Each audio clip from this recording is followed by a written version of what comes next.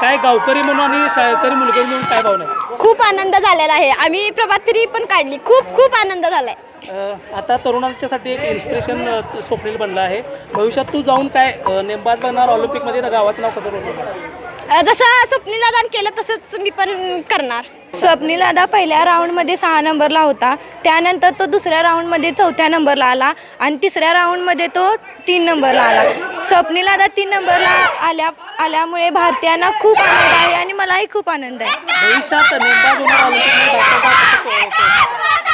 मला पोलीसमध्ये करिअर करायचं आहे. मी त्याचीच प्रेरणा घेऊन पोलीसमध्ये करिअर करेन.